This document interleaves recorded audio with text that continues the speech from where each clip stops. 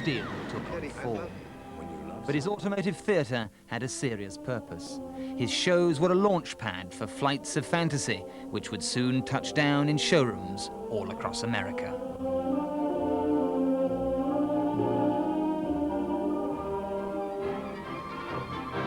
Cadillac was General Motors' premier brand, and their 57 Eldorado bore the first traces of dagger-sharp tail fins.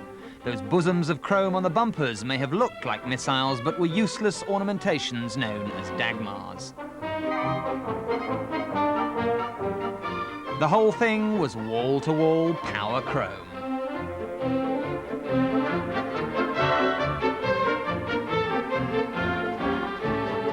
The idea was the more chrome on a car, the more expensive the car.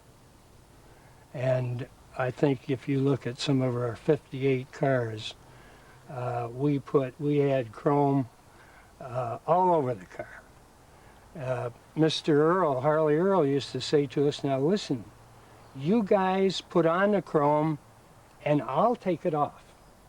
But he never took it off. Trouble was, you could have too much of a good thing. The overblown 59 prototype looked like it was sinking under the weight of its own styling. In a bid to slim things down, Chuck Jordan resorted to going up the road to see what the competition were doing. I looked through the fence and I saw this field full of the forward look, the Chrysler's new design philosophy, these very lean cars with thin roofs and very little chrome and large fins on the back. And I took a group of these top designers down to peek through the fence. And that afternoon, things changed. But not by much. One thing the 59 is not, is lean.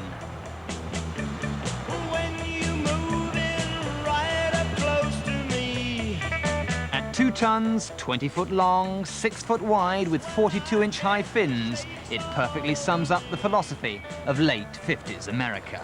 Big is best. Quivers down the backbone, I got the shakes down the knee bone, yeah, the tremors in the thigh bone, shaking all over.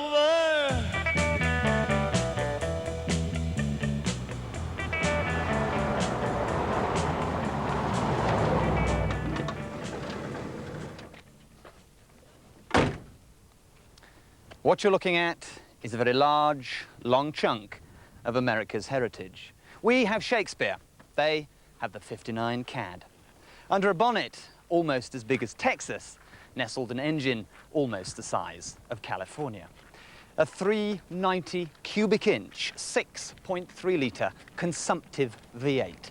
Welcome to the world of 8 miles to the gallon. But back then, no one cared because gas was almost as plentiful as rainwater, and America was busy getting drunk on its natural resources. You could fill the tank of your Cadillac and still have change from $3. You got air conditioning, Hydromatic auto gearbox, easy-eye tinted glass, power seats, steering, windows, brakes, and automatic headlamp dipping. For 59, this was a serious bit of kit.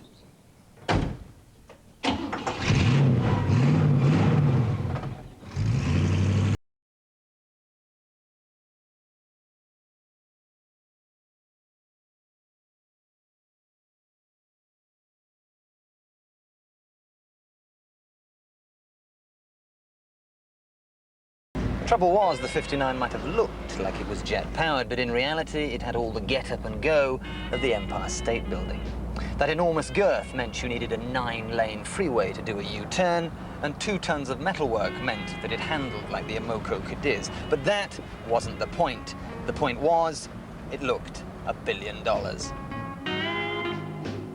You know, as chief designer of Cadillac, when the car came out, I couldn't wait to get one, and I bought a convertible. And I knew the car inside out, and as I drove this car, I always had the top down. I drove this car, I kept feeling that somebody was following me in my right-hand corner. And I'd look around and there's this fin sticking up in the air. But it was fun. It was fun to drive. I felt like a king driving that car.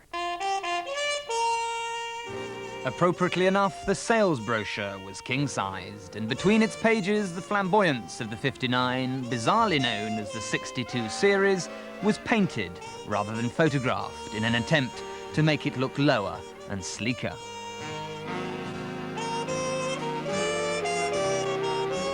America's Rolls-Royce was aimed at the Ivy League bourgeoisie. The whole Technicolor fantasy oozed money, confidence, and unchallenged power. America felt good about life. What could go wrong?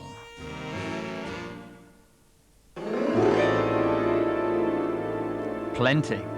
By 1961, Castro was laughing at American troops in the Bay of Pigs fiasco. Khrushchev was giving Kennedy a hard time, and Russia had successfully put the first man into orbit. And back home, the civil rights issue was getting out of hand in a big way. Suddenly, the poor old 59